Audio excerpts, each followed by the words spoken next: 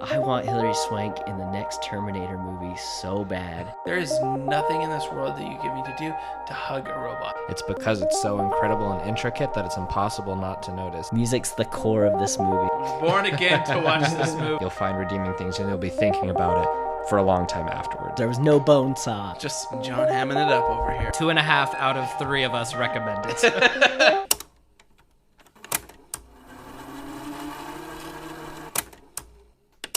Everybody loves talking about movies. Let's talk about movies. Good evening, folks. Welcome to the Pause, Rewind, Play podcast. This is our episode tonight where we're talking a few things. But first off, we're going to talk Zombieland Double Tap. But second off, which we're going to talk about very first after a minute That here. was very confusing. That was a little confusing. I just want to confuse everyone. I don't know what I'm saying, but we're going to talk about the Star Wars Rise of Skywalker trailer. Vince, you are so excited about this. Final trailer. Oh, it's the final trailer. It's the final trailer before the movie comes out. The movie comes out 2 months, I think. December 20th. December 20th. Same night as the Bayside concert, which good thing I'm going to see it the night before. So, Devotion and desire. yeah, they're going to be in Salt that's Lake if you want to terrible. come. That's the only song I know. So we all, today, it's been released for a couple days, I think. 24 hours. Oh, really? Came out last night. Oh, that's during the so football, weird. some football game. Yeah. Some football game. I don't Vince. watch sports, I'm so disappointed in you. Monday night The only football. the only reason people watch the sport is to see the Star Wars movie, right? Obviously, that's why. Trailer. But Well- yeah, so we've all just barely watched it for the very first time, and we're coming at you with our very first impressions, reactions after only one viewing. So Yeah, if we we- missed something huge, don't dig us. Like, we didn't even look it up on the internet or anything like that. We just watched it, and now we're here. Yep. And Vince didn't miss a thing, though. Oh, I missed so much. I guarantee I missed so much. And I keep on Vince already knows the going whole back and plot. forth like, do I want to go through and just dissect this, or should I just have media blackout for Star Wars from now on so that when it comes out I'll have forgotten the trailer and just everything will be I think fresh that would for be me. a poor decision because I know you now. I think that you will analyze the film. But, like, kicking it off, we're back in Endor at the very first of Yeah, the trailer. She's running through the jungle and kicks down the like Resistance helmet out of the bushes. Yeah. How rad was that? Yo, jump scares again. Also, like, I know that's like their thing to do with the trailer where they like kind of get you. Like, that was what happened for episode 8, right? If I'm not mistaken. Like, can't the remember. very beginning, it's like they're like in the sand dunes and stuff, and then boom. Oh yeah, And the it guy just pops keeps up out on of the sand. Yeah. stands up. It's Finn. That's their thing. It's like someone's breathing. Yeah. It's like- tough to be a Jedi. Well, and because also we know that obviously something is going down, because it's not just I need to stop doing it. It's not just that she is running through the forest of Endor, is that she's got her lightsaber drawn and ready to go. And we see her at one point and she's running through like the forest, and then we see her another point and she's like on the top of a mountain. So Dude, but what they do in that first one, she's running. If I remember right, she's sprinting through the jungle and then she jumps over a cliff and it cuts and she's inside of some like broken down, like Like a spaceship structure or of some something. sort. Yeah. The freaking Death Star crash landed on Endor. She's going to find the Emperor in there or something's going on. because he's still alive. Which we got. No one's We got ever our first really view of the gone. Emperor in this just from the back, but I'm pretty sure that was his hood That hooded figure. and that throne. Yeah. Like, is there like? I saw a cool thing. Is that a Sith Temple throne? Like, that's got to be Sith Temple throne, right? Yeah. I'm pretty sure it said something like that. I saw something about it online. It said, oh, it was based off of something or other. I'm pretty sure it mentioned something about a Sith temple. I could be wrong, but No, that sounds right. I guarantee they're gonna get it more into the Sith stuff in this because we haven't talked about like the Sith, like in the movies. We really haven't gotten deep into like what the Sith are, and That'd be so dope. I mean, it's been pretty vague, but like they really explored it in like Star Wars Rebels and Star Wars Clone Wars a little bit, a lot in Rebels, but like in the books they really get into like the Sith mythology, and it's really cool, and I really want to see it on screen real bad. I want to see all of those things. I want to know. I just want to know, like, because we've been teased with the idea, is the Emperor gone for like two new movies already, right? And now they're just like, boom, here he is. And we got that line in there. I don't remember exactly what it said, and Josh erased it. from my board. Oh, well, because I was writing the names. I'm sorry. That's okay. The line in this trailer or the previous one? This one where it's the Emperor's voice, and he said something along the lines of "coming together will be your undoing." So like, freaking, he's been planning this the whole time. Something's going on, and now Rey and Kylo are gonna come together to fight the Emperor. Because that's what I'm sort of wondering about, is like how that's going to happen, because it's pretty obvious, because obviously we see them, and even though they're coming together, it looks like they're going to fight at the one part where there's like all the water crashing around him, and then you see like the lightsaber emerge, and then he's walking out, and then later in the trailer you see like them both like side by side, one's like screen left, one's screen right, just like punching through something, and it's like exploding, and you're just like, this is so smart, because there's a group of fans who are like, Kylo Ren cannot be redeemed. And then there's a group of fans who are like, redeem him, please, you know? And I've always been in that band of, don't redeem him unless Sidious shows up. Don't redeem him unless the big bad is someone we already know. Because if you just introduce some new big bad that nobody knows, if you just introduce some new big bad to bring them together and it's kind of this stupid thing, then dumb. But if the Emperor freaking shows up to bring these two together, I can get behind that. Yo, and even though he killed Han, I can get behind I want to hate him so much, but I love Adam Driver. I know, right? It's like, I can't hate hard. Kylo because I love Adam Driver. And you said, I don't know what you were actually going to say, but then you said snow. Can we talk about that shot of the planes that are like flying over the water, and then you see that X-Wings. ginormous, the X-Wings, they're flying over the water, and then you see that ginormous like ice cast. It's just like a mountain, this ginormous mountain of ice, and you see the reflection of it in the pure water right underneath. It is insane. I was just like, that is gorgeous. What are we doing? Do you think So that's pumped. okay? So in some of the lore, Star Wars lore, right? To build your lightsaber, you have to go find your own kyber crystal, and the kyber crystal chooses you.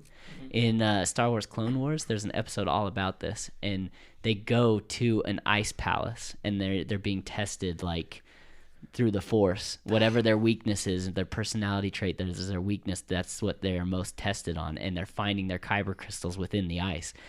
Do you think that's like a Jedi temple, or maybe that's the Sith temple or something? Are they going to find their kyber crystals there? Like, that didn't look like just some mountain. That looked like a palace of some sort. Yeah, it was designed. It was by design. Something's got to be going on.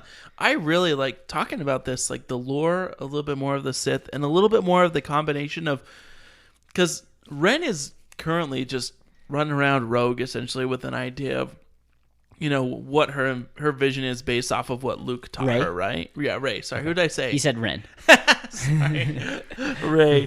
Oh my gosh. But yeah, like Rey's just running around with this idea and like these implications, right? She's not truly been, you know, a Padawan. And so I just want to know. And we got Luke's voice over there at the end. Has Luke been chilling as a Force ghost, like training her like Yoda and Obi-Wan did? That would be tight. I want Force Ghost Luke, and I don't want him to be the way he was in the last movie. Yeah, I think he's come around. Yeah, I don't know. Mark Hamill even didn't like his character in that movie, but I don't want to talk that right now. But legitimately, I'm excited. Just based off the graphics we have a ship rising out of the ice and snow as well.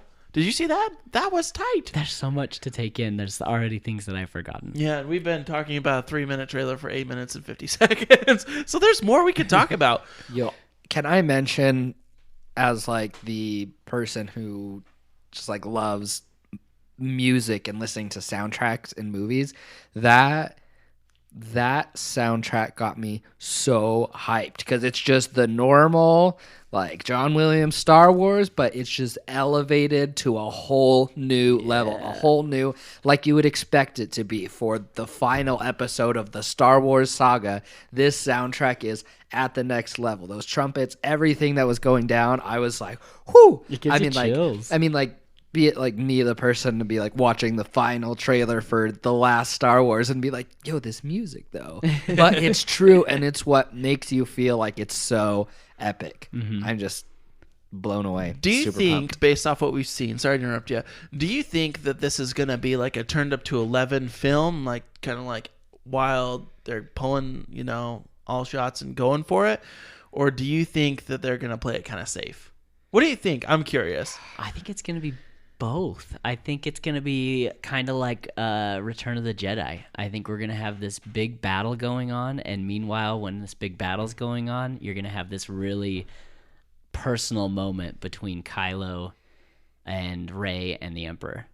And maybe some other people show up, but I think it's going to be kind of that same thing. Like in Return of the Jedi, you had the big space battle. They're trying to stop the new Death Star. Yeah. And then you have Darth Vader, Luke Skywalker, and the Emperor in the throne room together, hashing out their little issues. And if this ends up being like that epic, can we just like say thank you to Disney for somehow pulling off Avengers Endgame and Star Wars Episode 9 in the same year?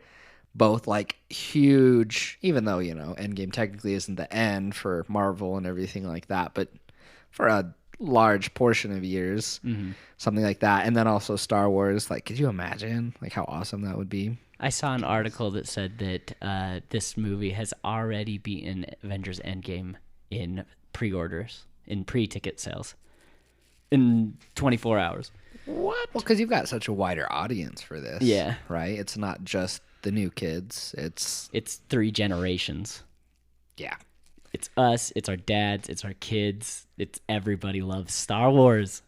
It's like I gotta Everybody go loves look. Star Wars. Let's talk about Star Wars. Welcome to Star Wars Chat. Star chats. I don't know. No, think about it. Like, this is such a cultural thing that it is referenced on so many films, so many shows. Like, people talk about Star Wars. Like, you're right. Like, and Eric Foreman from That 70s Show, if he's still kicking it around, he will be so pumped for this because he loves Star Wars. But also, you're going to get people like my dad who go to the movie maybe twice a year going to this because he loves Star Wars. He remembers Star Wars when he was younger, right? Same type of thing. You're going to get people who are fanboys going like 7 times. Like, it's going to be pretty crazy. So I went to Last Jedi, I think, 3 times in theaters. wow. I liked Last Jedi. I went once. You did not like The Last Jedi. Uh, You can say I understand. I was conflicted. Yeah, a lot of people are like it's a very split movie. So. Well, I only went once in theaters, and I've watched it 3 or 4 times since. So it's not like I just watched it and gave up. Right. I in rewatched theaters. it, and I had to like be in my own space where I could stop, process something, or like do some research because in the theater it was amazing and spectacular the way it was presented, the music, everything going along with it. But I was really disappointed. Like a lot of folks are with like Luke's story.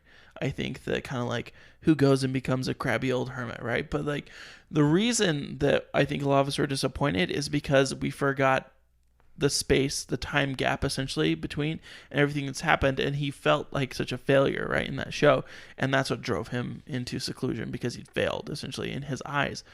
But in reality, like there's like 9 books in between all of these that nobody really knows about except for people who are really into the lore and the fandom, and I think that was what was hard, is I felt like it was a lot crammed into a little.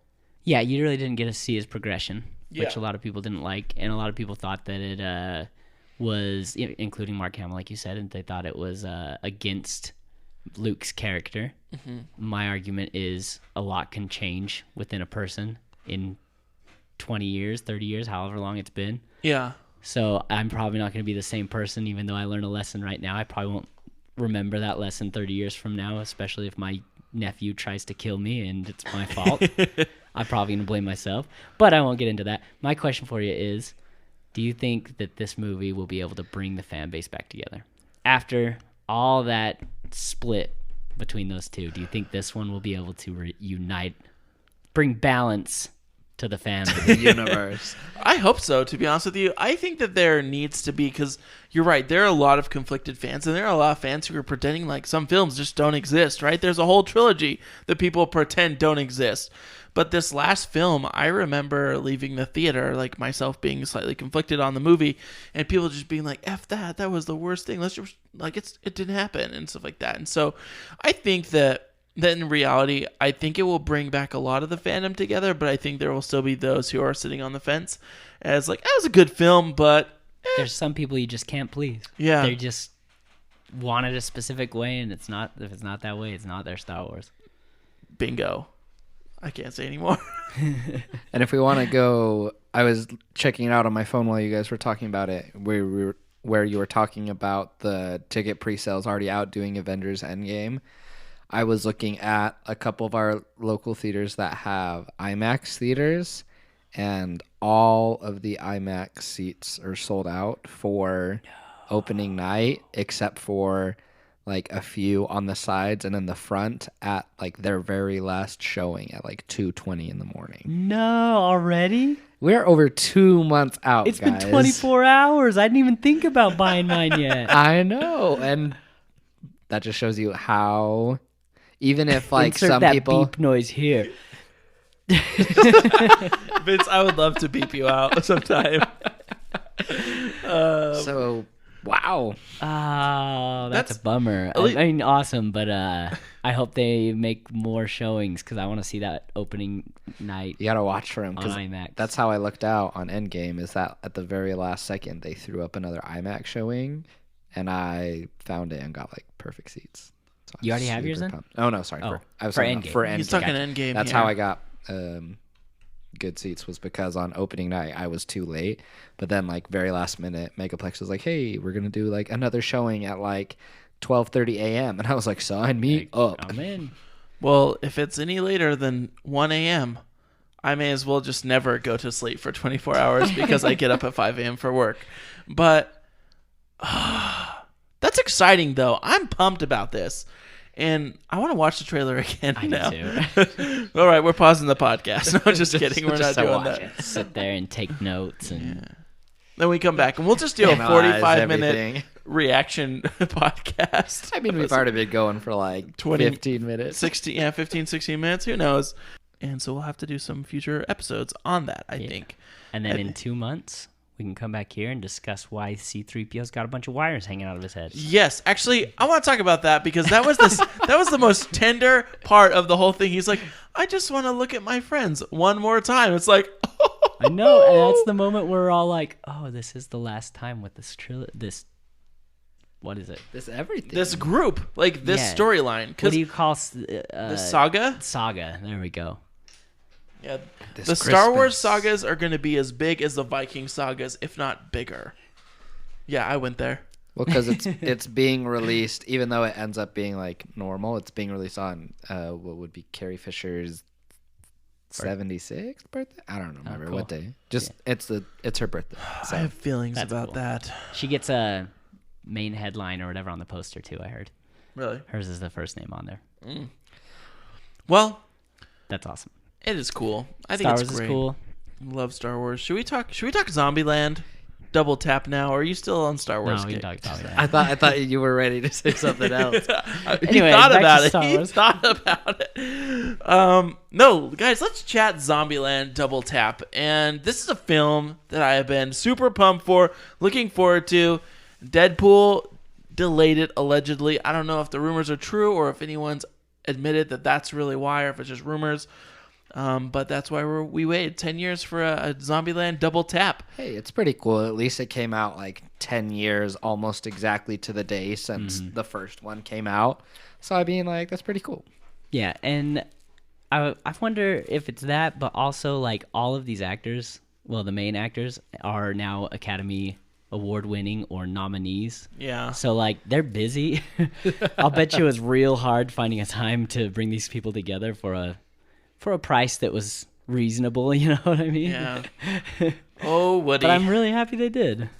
I love it. I don't know about you guys, but I thought that this movie was just, it was so timely and so good and so funny. and it brought me back to Zombieland. So I was pretty pumped about that. Yes, I got some movie info here we can jump into. Do you got that? I do. So Take us away. the movie was directed by Ruben Fleischer. Probably ruined that name. Written by Dave Callahan, Rhett Reese, and Paul Wernick. The release date was October 18th, 2019, with a budget of $42 million. And so far, according to IMDb this morning, it has made about $32 million back. Rotten Tomatoes gave it a critic score of 67% and an audience score of 90%. And IMDb gave it a 7.3. This movie is starring Emma Stone. Ooh. I should say Academy Award winner Emma Stone. Yeah. Academy Award nominee Jesse Eisenberg. Academy Award nominee Woody Harrelson. Academy Award nominee Abigail Breslin. And then Zoe Deutsch and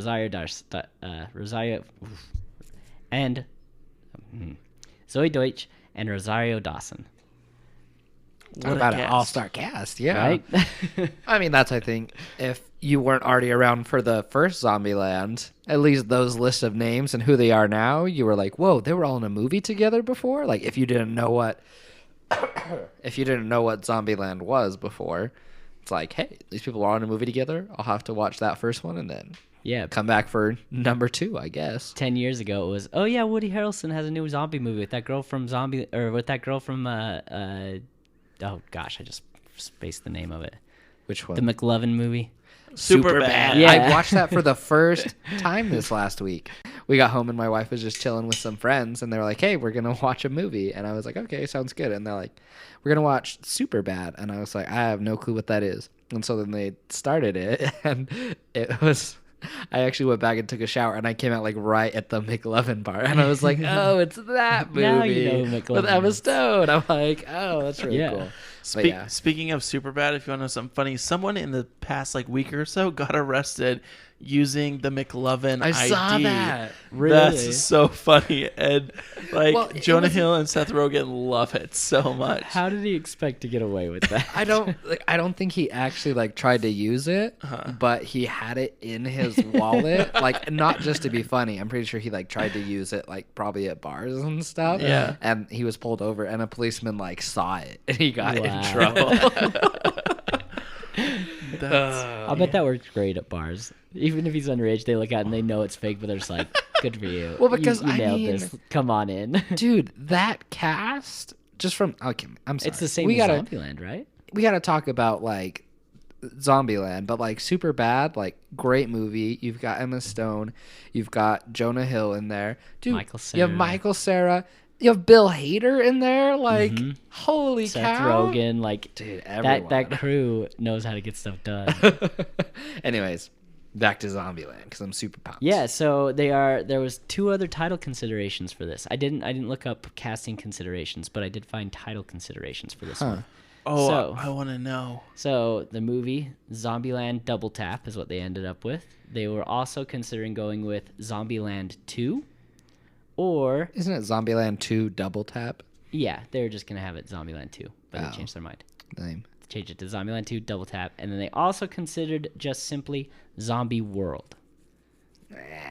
Yeah, Zombieland Double Tap is way better. Zombieland 2 Double Tap, whatever it is. Well, because number one, that's his second rule, Yeah. right?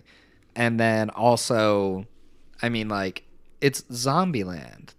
He's like, oh, we're in Zombieland, all this other stuff. It's always been Zombieland. So even though I get that they are broadening it, they still stay in the U.S. And it's the very beginning of this movie started with him. I mean, spoilers, obviously. We're heading into spoilers here on out. The very beginning of the movie just starts with him welcome back to Zombieland. Yeah. He's like, well, we're glad that you stuck with us for 10 years, and so we're gonna give you a little bit of taste of And- what's about to go on. What was it they said too? We know that your choices in zombie movies are many. We're happy you chose ours. Yeah, it's just I like how conscious, is that how you say breaking it? the fourth wall. Yeah, just here we are. We're talking to you, and you're watching us. I love that. I thought the intro was great, and the way that they start this movie off, wonderful. I don't know. They started off like not even before the movie even starts, they have the production company girl with the torch, like hitting the zombies as they come running up. It's like, okay, this is what we're getting into. This is gonna be ridiculous, and I'm ready for it. And that's the whole point, like, because some people, I can be annoying a lot of times to some people because I will watch movies that are comedic that they love and things like that, and I will watch it with too critical of an eye and say, hey, these things like didn't make sense, they were stupid, or something like that. Like if I'm not really into a movie and if I watch it like more critically than I should. If someone like does that with Zombieland like Double Tap, like the 33% of critics who didn't give it like a fresh review on Rotten Tomatoes, I'm just like, stop it. Like that's not what this is for. This is meant to just like keep on giving us more Zombieland like we loved in the first one. It's just supposed to be fun and playful with these actors and these characters that we've come to love, and just give us more fun-loving zombie killing. Yeah. A good time. Yeah, and like there are things that just absolutely don't make sense in this. Like, for example, the fact that a bunch of pacifists can live for 10 years in a zombie apocalypse without a single gun. Like, I've seen enough episodes of Walking Dead to know that if the zombies don't push that wall over, there's going to be another crew that comes along to take what you have, because Especially it's every if they man have for themselves no in the guns. apocalypse. Yeah, there's no way they'd survive. So, like, if you're looking at it and, like, finding plot holes like that, like, you're doing this wrong. Oh, and because also I'm like, well, maybe something like that could happen where they just like stay tucked inside there or whatever. If, you know, the zombies are kind of like we saw them in the first one, where, yeah, there can be like big groups of them and stuff, but it doesn't seem like there's too many just like hordes, you know, where there's just like tons of zombies. Just in case there was ever any doubt of that, there are obviously hordes in this one. The hordes were there before they even started like shooting off the fireworks. Yeah, so how did they not find those? Because they were partying all the time there. So that's It's what like I'm a saying. big And now- glowing and now Babylon sign. I'm over here doing exactly what I say. Don't do this. No, yeah, but it's like we can understand like if you're like thinking these guys are so blind, they didn't get all this stuff. We see it, we don't care about it, Yeah. okay? Zombieland is super fun, and go in just wanting to have a good time, be entertained, and laugh out loud at these hilarious actors. I mean, I love how they can do both, because all of these actors, they have serious roles, and then they have other roles like this where they are flat out hilarious. Oh, yeah. Like, I think Tallahassee, Woody Harrelson, easily steals the show for this one. In this one for me. Every line he had was cracking me up. He's just center of attention half the time, and it just worked for me through the entire thing. He did great. I love Woody. I think that, you know, Tallahassee, he is... I don't know how far we're going into this or what we're doing, but his storyline essentially from the first movie, right? And like, you don't know about this guy. He's very elusive. He just has these one-liners, hunting down Twinkies, obsessed with killing zombies, you know, has all these, you know, things. And then on this one, you know, I guess also you get a little bit into what happened into his life. And in this one, right, he's just back the same. I'm the president of the United States. I would have made a great president, you know, and all this type of stuff, just all these great one-liners, and then meeting up with, I don't know if it's his friend or his brother or who it is, who's like the same. And oh gosh, this film just delivers. That's how I feel. This is like when the pizza boy arrives and hands you that perfect cheese pizza, and you're like, thank you. That's how I felt about this movie. So I guess in the last episode, we left with kind of a cliffhanger of, am I going to like this movie or not? Because I wasn't really excited for it, right? Oh, yeah. So, to answer your question, Resolution. I liked this movie. It was good. I feel like, okay, I've been playing a lot of Borderlands 3 lately. I know, Vince. And the majority of the reviews for this game was, if you like Borderlands 2, you're going to like Borderlands 3. Not much has changed. So if you like the old one, you're going to like this one. I feel like this is the exact same thing. That's true. If you like Zombieland 2, you'll probably like Zombieland 3. You know? It's just more of the same thing. If you like the characters, that's what this is. That's what... It's the just style of... It's hanging out with these characters you learned to love in the first one and just watching them do their thing again in this one. Like, the goal of this movie was not really that big a deal, you know? The girl disappears and they're going on a road trip to find it, kind of like the first one. We're going on a road trip to find the Twinkies, you know? So they just have a different excuse to go on a road trip. And then they just are this family. They've, you know, become this family with each other that you just love to spend time with. And that's what this 2 hours was for me, is this dysfunctional little family that I just love to watch. It was only an hour and a half. Oh, really? Yeah. Oh. Like, I didn't even look at the clock. When A we lot of walked people out, were so. surprised. It was like 95 minutes or something like that. It was a fast movie. So, but I feel very much the same, where it's just really fun and you hang out with these people and they do their thing. I did want to talk about like the intro. We mentioned how it was good. They introduce how zombies have evolved through the past few years. And so they talk about the new types of zombies that there are. And we can talk about the types and everything like that, but I don't know why they did this, because besides introducing like the T-800s or whatever they end up calling, is that right? Yeah. Vince, you know, because Terminator. Did you learn about the Terminator through this? Yeah, this is like one of the only Now Terminator you know, things. So I now know. you know not to bring up a T-700 because there's no such thing. There's no such thing.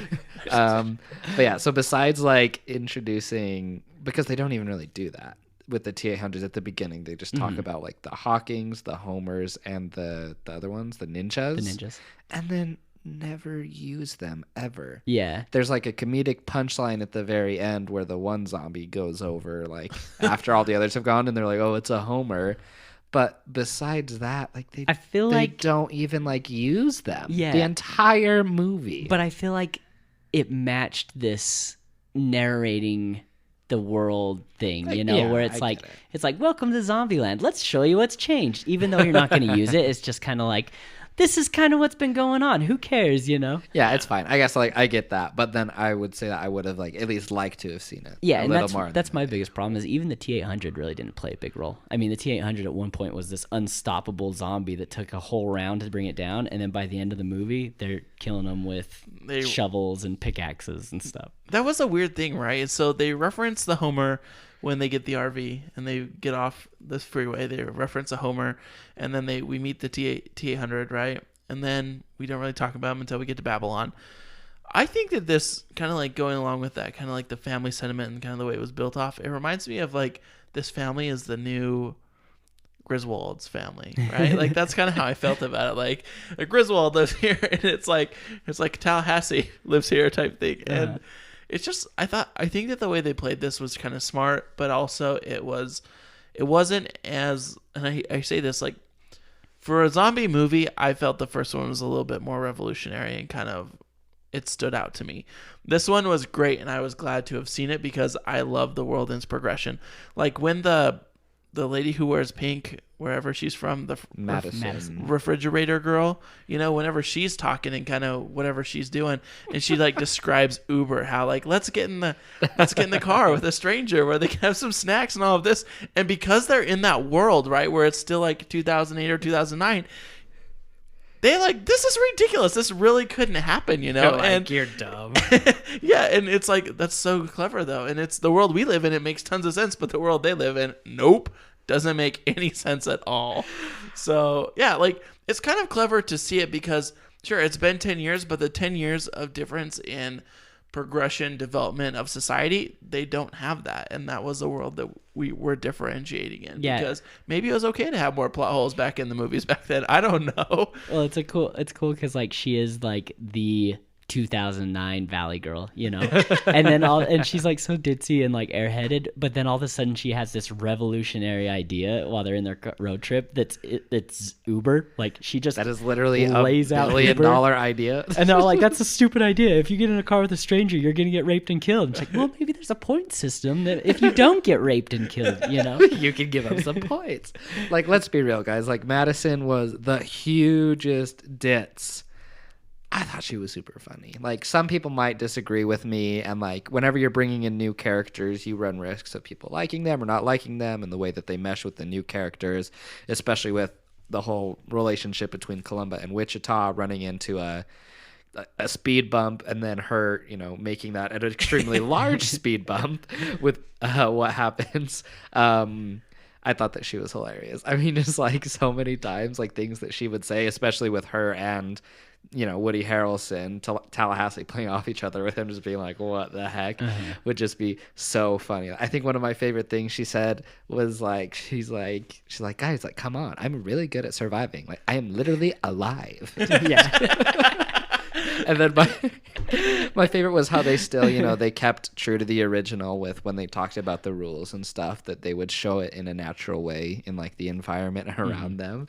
And one of when they talked about it was like when it was Columbus and Tallahassee, and then they were walking through just like the White House or something, and he mentioned like either cardio or he mentioned cardio because they had had sex, right? And then he was like, well, maybe it's number 21 for her. And it was enjoy the little things. See, that's why Tallahassee is like the best. Sorry. Well, all of this just like matches so well with like what you expect of this movie, right? This movie wasn't going in there for like anything but fun. That's how I felt when I went in there, because I was like, I'm not going to be critical of it. I'm not going to hang my hat on 2000 whenever this first movie came out, 2009 or whatever. I'm going to have fun in this moment. And this delivered. And I keep saying, like, the pizza boy with the warm pizza at your front door, it was great. I think another thing that was kind of funny about this was that the characters in ways stayed the same, which was really good. Like, they progressed a little bit, but they still had that same. So you didn't feel like it had been 10 years. But their environment stayed the same, essentially. We're killing zombies. We're moving in the White House. We made a home. We're building, these big... he builds like a big mega killer. What does he call it? The Beast, out of the that's his president's car. That's his new Twinkies, right? Yeah. Because the whole first movie, all it is about is getting the Twinkies, and all that he's doing is searching that. And while they still reference the Twinkies in the second one, he's just obsessed with the Beast, and he just wants to go back and get the Beast or some other car equivalent. Like he gets stuck in this stupid minivan that he absolutely hates. He just keeps slapping the side view mirrors. Yeah, and wants he's so Elvis's car. Yeah, he wants that. He's looking for that thing that he just can't find, and he's trying all these different vehicles until he finally finds that Elvis car, the one that he loves. And you get to Babylon and he just blows it up. It's like, we might have to leave here. I don't know, but I'm not driving away in this. Yeah. So good. That is one of my all-time favorite things, where he just throws it and it blows up. But the best is it moves their wall of Babylon. I don't know if you guys noticed this, but I saw the wall like move 3 feet, and then the lady's like, hey, no weapons. I was like, oh man. And then he's like, no weapons. And he's like, well, I'll just leave. And they're like, hey, you can sit in the car. You can wait in the car. Yeah. Bringing it back to Madison, this is a character that should not work. This was the reason, she was the reason that I was worried that I was not going to like this movie. Like, I was like, there's nothing new that I'm seeing here. It seems just like more Zombieland that probably won't be as good because it's a sequel. And there's this annoying blonde Valley girl in all the trailers that I've seen. I skipped the last of the Red Band trailer. Side note, I'm so glad I did, because it gave away like the best jokes. And also it gave away the cliffhanger at the end of the movie. Stupid marketing. You got to rethink how you're marketing. What they give away? Sorry, I don't remember. They showed Bill Murray, the whole Bill Murray cuts mid-credit scene. They showed that? They showed in the last trailer they released. Well, not the whole thing, but That's they showed dumb. They showed a part of the joke, And I was so glad I skipped that, because that was fun to like go in unknowing. And one of my favorite jokes in the movie was spoiled in that trailer, because I've gone back and watched it today.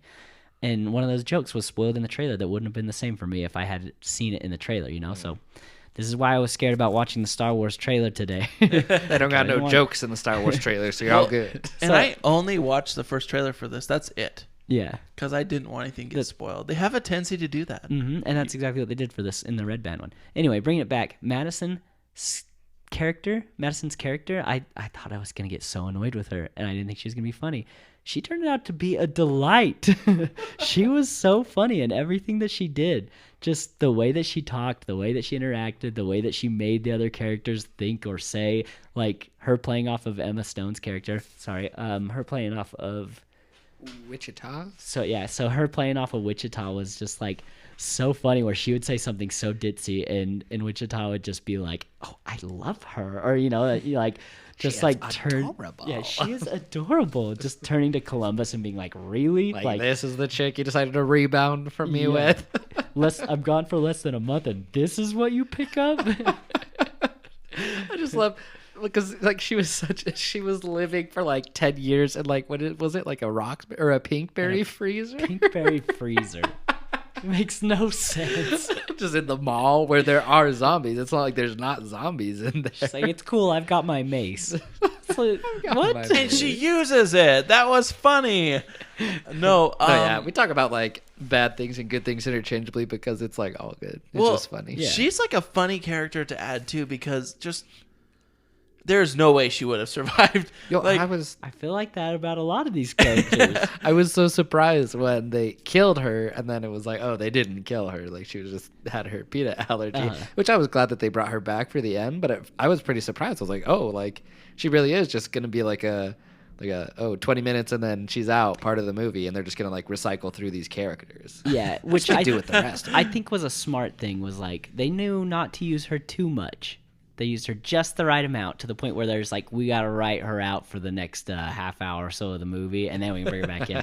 I thought for sure she was going to come back as one of the T-800 zombies, and that they're going to have to deal with her that way. I didn't think she'd come back alive, but... Well, that was the weirdest sequence, too, like where, like speaking of when they wrote her out, right, for the 30 minutes, like that was so smart because I don't think that we could have had a full movie of her like that character. But what was really exciting about it was... like, they're just eating trail mix in the backseat, and suddenly, like, she starts having all those problems, right?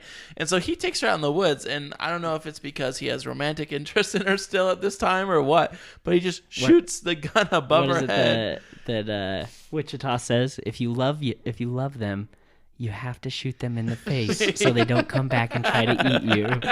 Exactly. Yeah. But like, and then like later she's like, I was just trying to tell you that I had a peanut allergy this whole time. And they find her in the freaking clown ice cream truck. That's the best part. And she's like, oh my gosh, like, I missed you guys.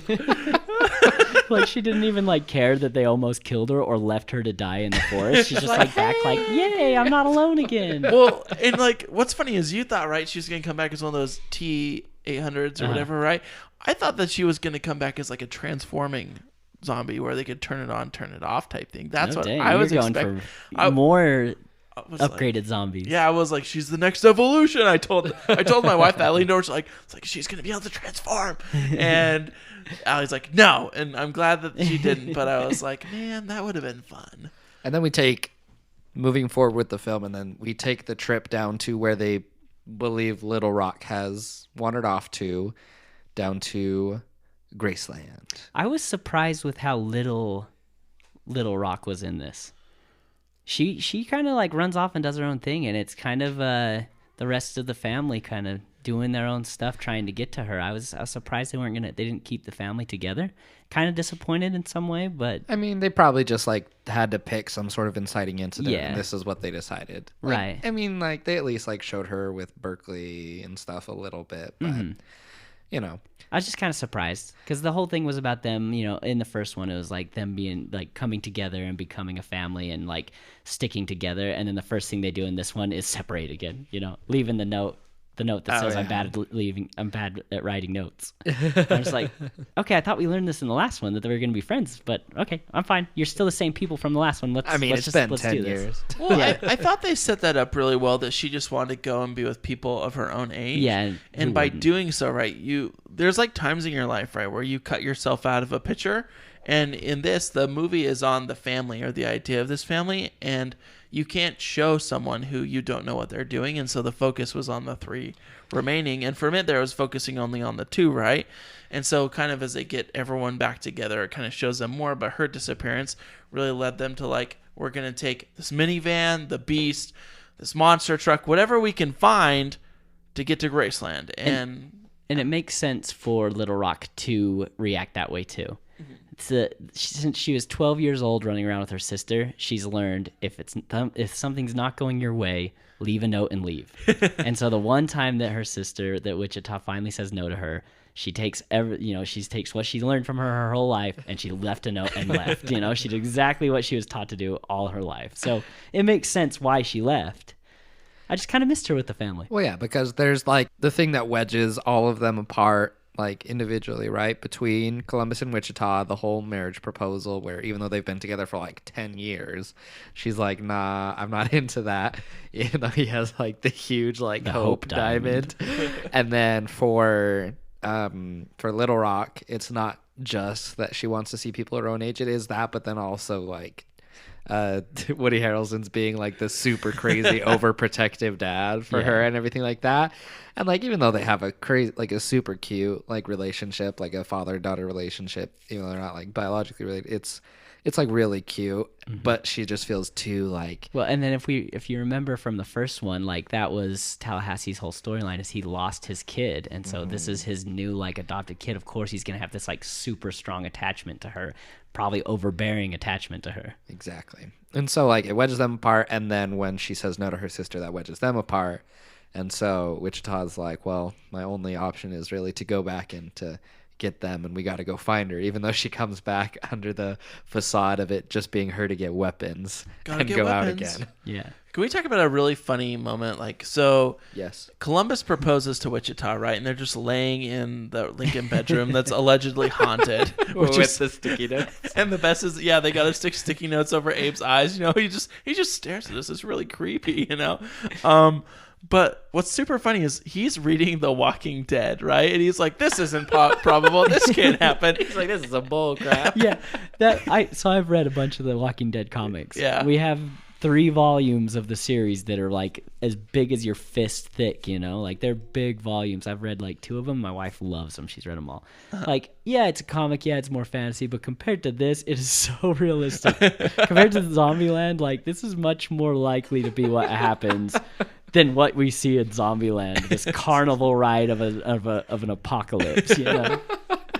Well, that's what I thought was funny too, is like they're just kind of like jabbing at different things throughout this whole film, and I love that. Like minivans, my mom had a minivan, you know, just kind of like going through this and the humor associated with it. I thought, and the pop culture references too, like bringing it back to the zombie types, the T-800, the Homer, which I loved the Homer. Well, and also that so they do much. it in context, just throwing it back to what was a pop reference before Zombieland happened. So nothing like from now forward, just what already happened. What happened in 2009. None of these past 10 years has happened. yeah.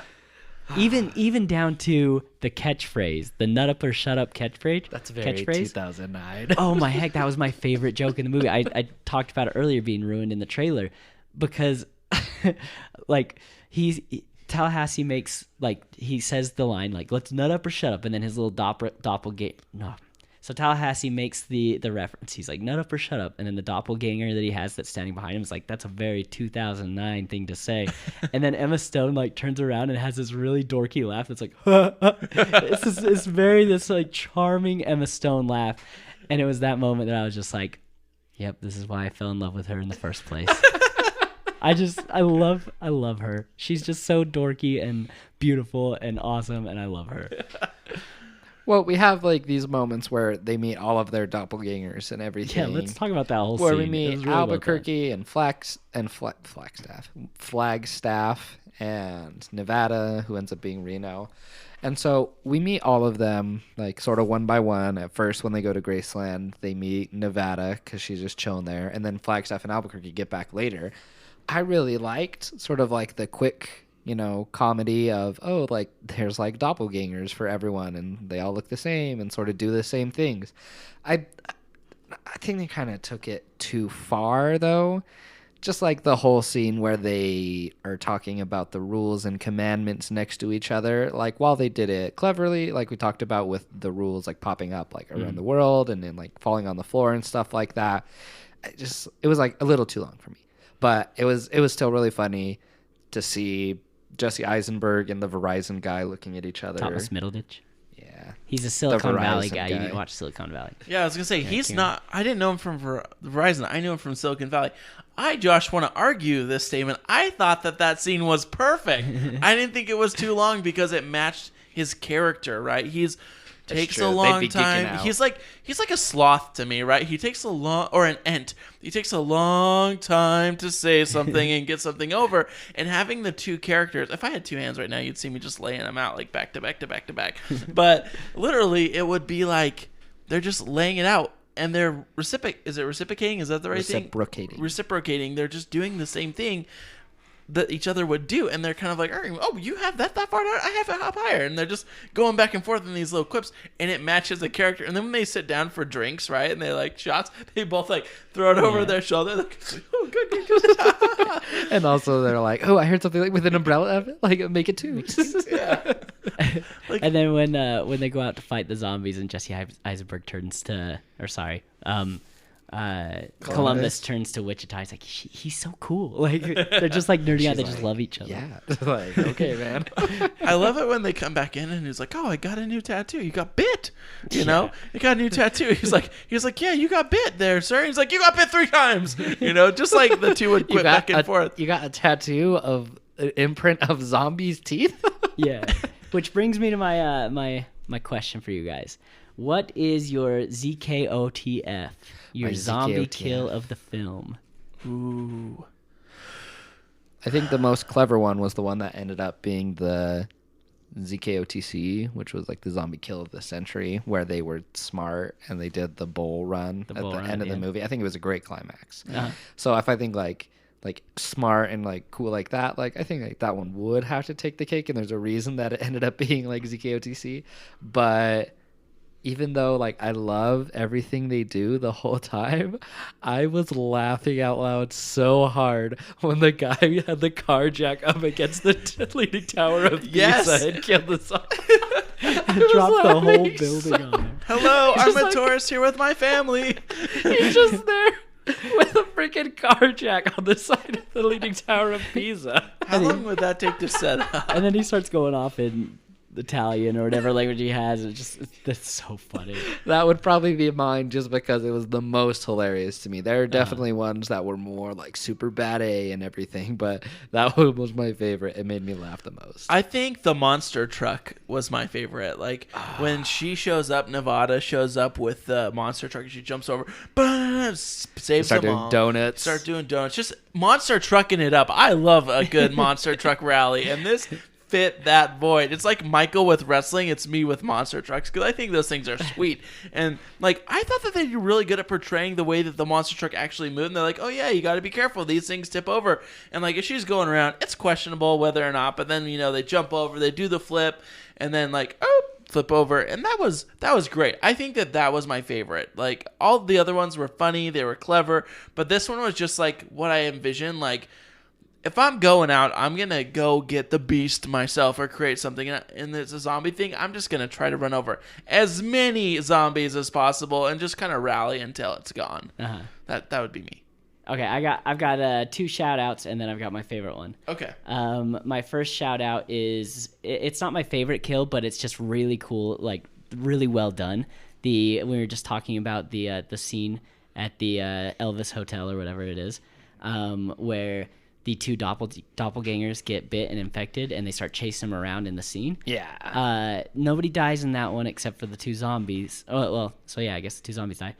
But that whole scene was shot as a one take, and so like they had practiced running around. I didn't notice it too at first, but after a while I was just like, wait a minute. So they had practiced running around like this entire set, Throwing these jumping things to over each each other, other. falling down on the pool table with each other. Like it was just really smart done scene. And it was funny. They're like talking to each other, like, you good, man? Like, Yeah, you want to trade? How would that help me? Like the comedy was on. They're just so good at that one. So like I have to call that one out. So that was a single take? Yeah, I'm pretty sure. I mean, I've only seen it once, but I'm pretty sure it was a single take. I'd have to go back and rewatch it I'll have again. to look. like thinking about it, I think you're right. That's crazy. The thing that caught my attention was that it was Thomas Middleditch running around as a zombie through the whole thing, and that's why I was like, why didn't they just like swap out a stunt double or something? Because every time I saw his face, I'm like, he really committed to being an actor or a zombie in this movie. This big name actor. Okay, cool. So anyway, I'm pretty sure the whole thing is, but you could correct me. So shout out to that one, because it was really, even if it's not a one take, it was really cool and it was a really fun scene. Mm-hmm. My second shout out, just because the joke I thought was really funny, the kill itself wasn't that great, but it's when they're in the mall at the beginning of the movie and they're like going around on their little segways and they find the zombie laying there, And Tallahassee's like, no, I got this. And so he gets off his gun, or he gets off his Segway, he pulls out his gun, and he throws his bottle up in the air, and he shoots the bottle, and then he shoots the zombie. And then he turns over to Columbus and kind of like smiles. He's like, good job, you shot your alcohol. That was real. That was a funny scene. And that's because that's also why they introduce like ZKOTW, which is like Zombie Kill of the Week. They're like, it's no ZKOTW. And then they show is it the that one's not the pizza one. That one's it's the grass one, right? Where the guy's like at the farm, like doing all. Oh, and yeah, they that chop was up like the zombie and the farm thing. Yeah, that's a well thought out way to kill zombies, by the way, because you could just just go through the hordes of them with that thing. There are so many knives on those things. I just want to throw that out there. That would be great. Yeah. So I literally like that one just because that joke made me laugh. You shot your alcohol. Good job. It's so funny to me. Let me just, before you get to yours, I'll throw a quick shout out for just the entire opening credit sequence. Well, that's what I was going to say. My winner was the Eiffel Tower. Okay. But tied with the winner was the entire opening sequence. Sorry, go ahead. Well, I didn't want it. We could well, because that just whole opening sequence, I mean, there's nothing more a lot of times when you're watching a movie boring than if a movie tries to do opening credits like without them being small in the corner and like moving the story forward, right? And We're an impatient society. Exactly. That's like why I love like when they try to do smart things. Like I don't remember which one, but there's like a Muppet movie at the beginning where it's like they're going through the credits and they're in like this hot air balloon and really not a lot is happening, but you can just hear the characters talking in the background and they just like keep talking about like who are all these people and like talking about it. Like this is taking forever. He's like, wait till you see the end credits and Probably stuff like that. Mystery Science Theater or something. Yeah, like Anyway. something like that. But so the whole opening sequence where they just have it, and like they do throughout the entire movie, where they throw up like the cast names, but people are like shooting through them, and like when people are tackling them, they're running into these letters, so they're flying everywhere. Just that one that again they gave it. I wish they wouldn't have given it away in the trailer when Woody Harrelson is tackling that zombie. The look on his face as he's tackling it, it's like I'm laughing so hard. He's just like, "Gah!" And they're just, and it's all super dramatic and in slow mo, and they're changing clips and shooting zombies in front of the White House. It's so cool, man. and I'm so bad at these names. So they have that cool slow motion shot where they have Wichita and Little Rock together, and she like tosses up the clip and she catches it out of the air and shoots. And then Wichita has one scene where she's like shooting the rocket launcher or the grenade launcher and blows one up. I'm a sucker for slow motion. That's why I like Zack Snyder movies. I think that slow motion makes things so much cooler and dramatic, and this entire sequence was just like, this is gonna be fun to watch, and it was so great. And so that's got to be that, and the Leaning Tower of Pisa falling over on those zombies were just my two favorite kills. So while Leaning Tower of Pisa would still be my favorite, and that one's also very close, we also can't go without mentioning the mid-credit scene of Bill Murray just taking it out on some zombies. I don't know if you guys stayed till the very end. Did he say Mondays? Is that why he says Mondays? Am I right, or something like that? Yeah, it's a Garfield. Just like reference. a Garfield I reference. hate Mondays. Yeah. It's like Leslie Knope has that shirt in Parks and Rec where she has Garfield. I was like, I hate Mondays. But like, let me say that I have never been more happy to like stay like partway through the credits for something, because holy cow, they did the whole thing with all of the people and everything, all of the people interviewing him about Garfield and everything. And so it's like, whatever, you know. But then when it gets to the part where there's zombies and Bill Murray just starts going ham on these zombies, that could be like a whole movie by itself. I would pay to see that. Just Bill Murray doing that whole thing. I loved the highlight of that whole thing was just the one line, "I ain't afraid no ghost." Because through the whole thing, like, he's killing these zombies and like having like shouting out these quotes from his old movies. Yeah. I got a fun fact about that scene though. Oh yeah. Yes. So originally that scene played out different in the original script. They originally had the idea of bringing in the original Ghostbusters cast, and the scene would have played out as them, the original Ghostbusters cast, trying to convince Bill Murray to come back and do a Ghostbusters 3.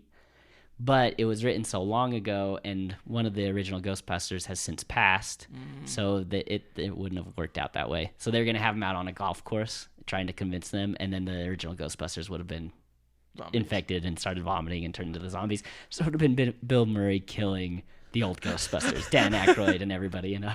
Oh man, that'd have been great. That was probably like the whole movie was excellent, and that was just like the cream, you know, on top of your cocoa.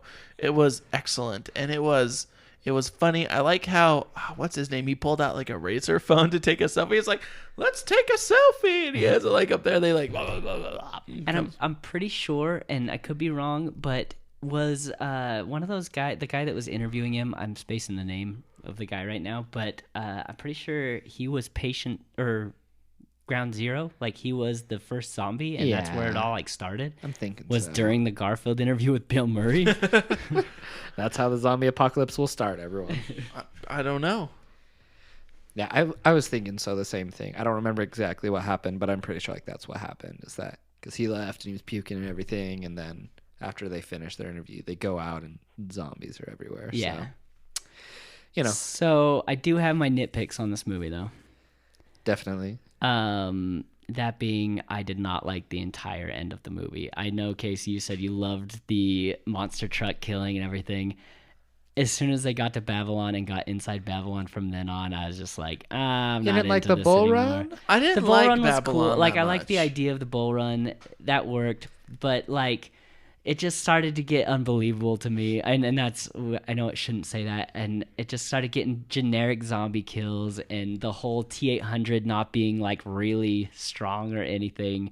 I wasn't super into the monster truck stuff like you were. I was just kind of like, all right, this is, I can tell you guys you got more money and you're showing off your money here. You know, like we're gonna have these big action set pieces. Yeah. Whereas before I liked the small ending of Zombieland 1, where it's them versus a handful of zombies at the carnival, and it's got Tallahassee having the shootout while he's inside the little like carnival booth, you know, and they're stuck up on the rocket ride, you know, like it was smaller. There wasn't as many zombies, so I'm just like, this is fine. Like it's fine. It's just this is where it kind of lost me, and this is why. I mean, it can't beat Zombieland 1. Zombieland 1 was such a drop in the bucket surprise for me, you know? Like, it's just so high up on that comedy scale for me and surprise scale.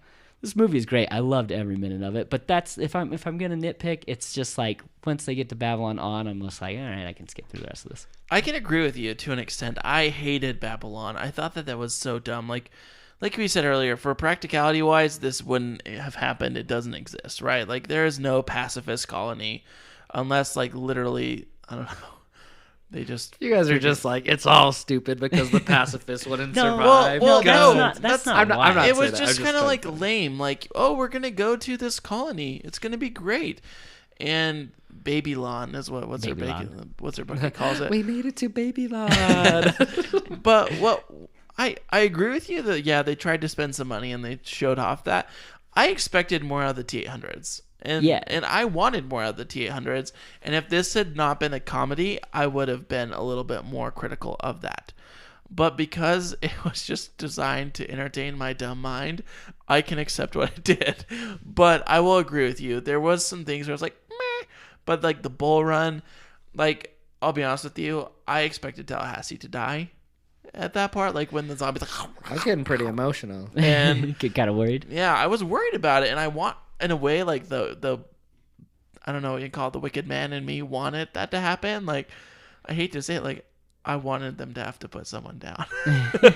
But it's just kind of like, there was those gaps, yes. But like I said, still, my pizza delivery boy still brought me a warm cheese pizza, and I was happy with it. Yeah, and that's me being nitpicky, you know, like I enjoyed it still. It's just like from then on, I was like, I enjoyed the rest of this better. This is still fun. I loved the Homer running out right at the end and falling out at the end. The Homer just kept getting me. The Homer reminds me of my dog.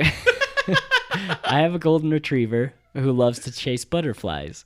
And so when they looked over in that one scene and saw the Homer chasing the butterfly around, I was just like, oh, my dog is a dumb zombie. Oh, it's a Homer. Save a bullet. Save your bullet. Don't shoot.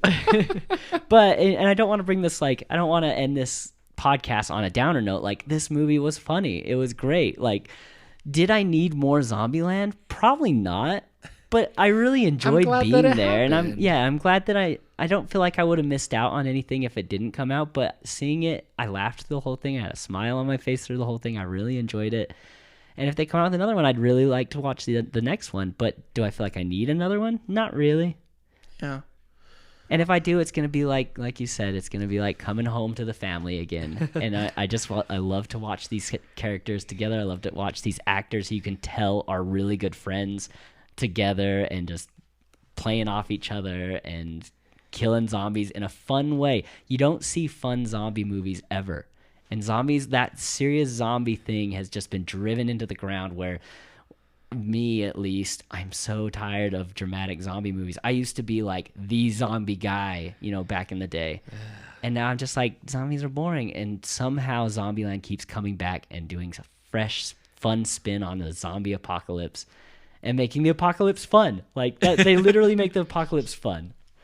It's like, if the apocalypse ever happens with zombies, I'll be like, all right, like, my name is Orem now. It's not like Josh. And I got to meet my group of people, and we're going to start ragtamming to kill some zombies. We got to go get some Twinkies.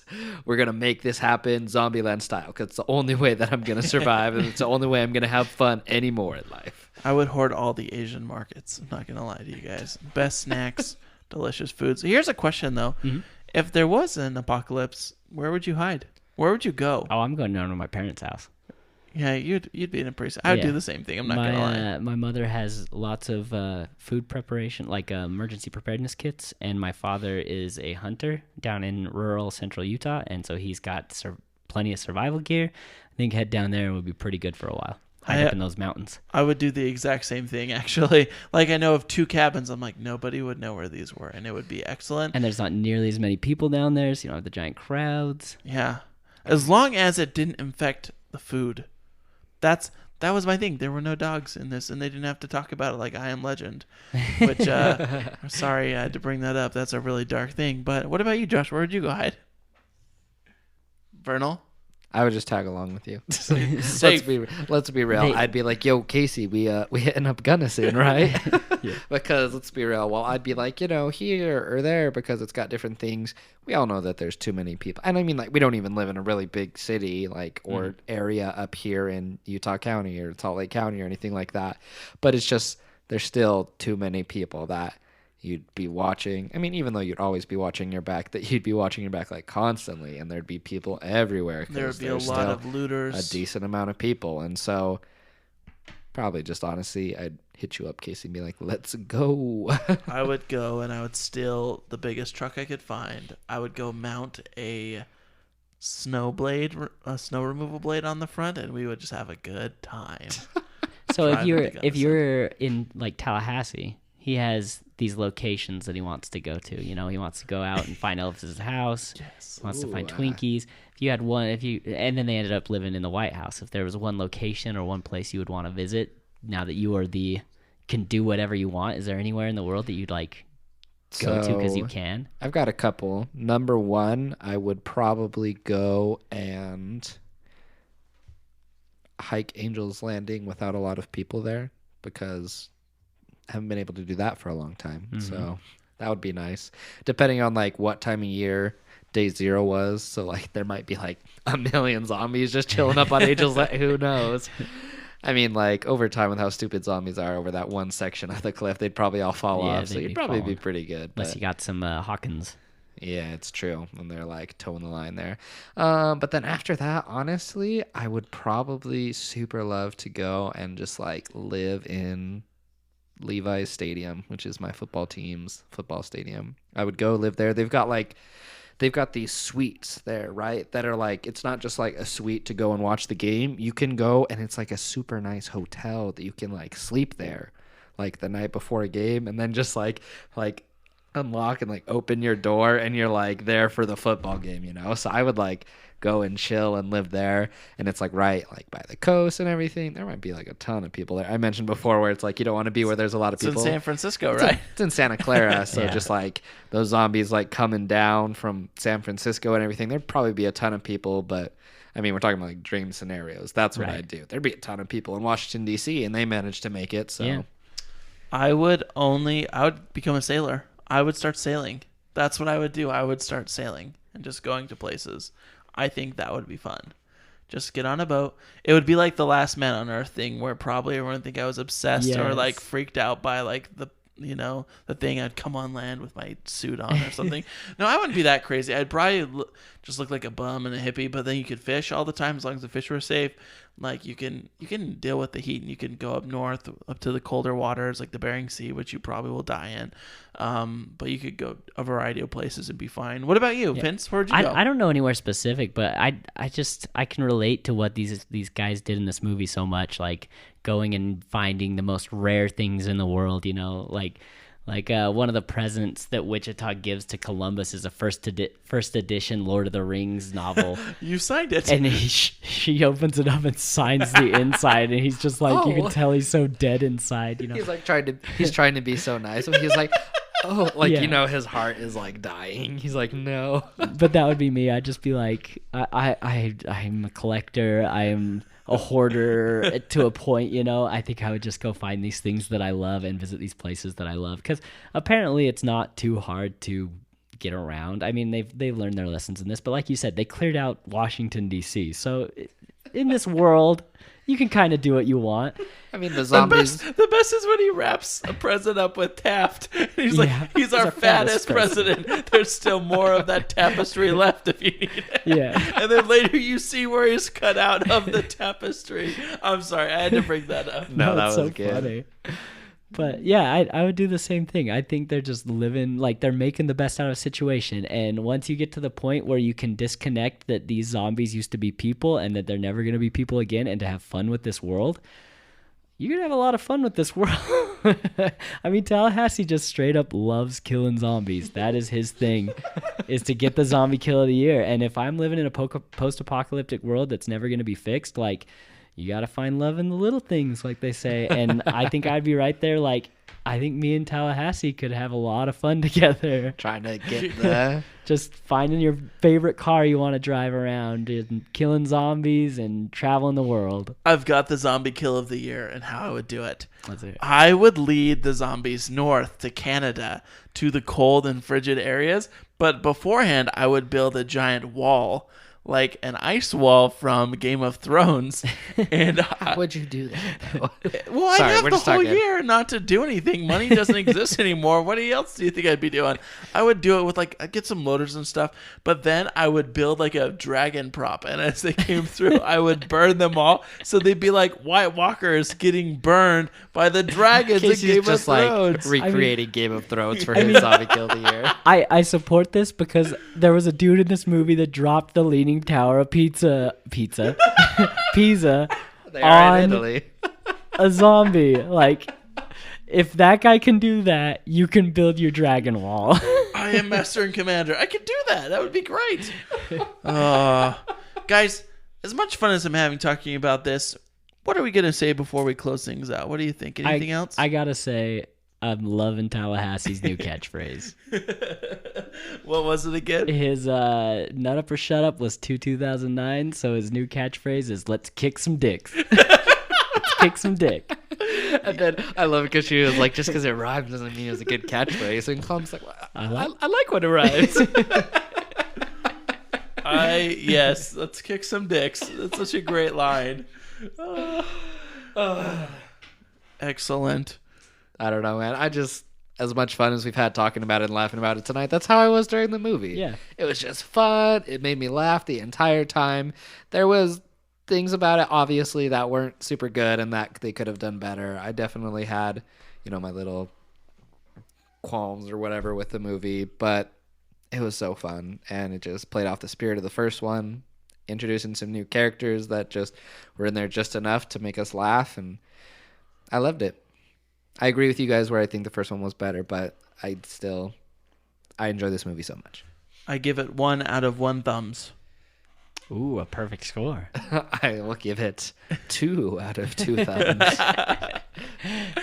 No, I thought it was good. It had its holes, but it did what it was meant to do. It was the pizza delivery boy delivering me a warm cheese pizza, and I'll harp on that all night. But yeah, that was Zombieland for me. I loved it. Yeah, it was good. We good? Yeah, so anyway, follow us on social media, on Twitter, on Instagram. Check out the website.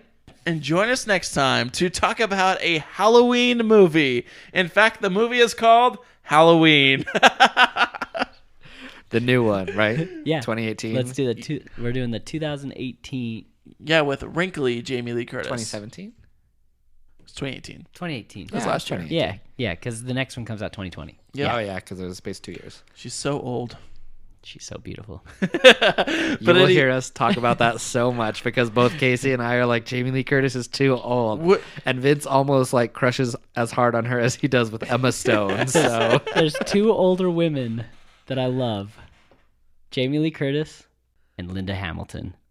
And I'm going to be watching those 2 back to back, week to week, because the new Terminator comes out right after it on November 1st. Oh, man. Linda Hamilton is the grandma that I love my grandparents, don't get me wrong, but Linda Hamilton is the grandma I wish I had. Could you imagine the stories that she would tell you? could you imagine like having her as your grandma and then like the gosh. Terminator or something happen?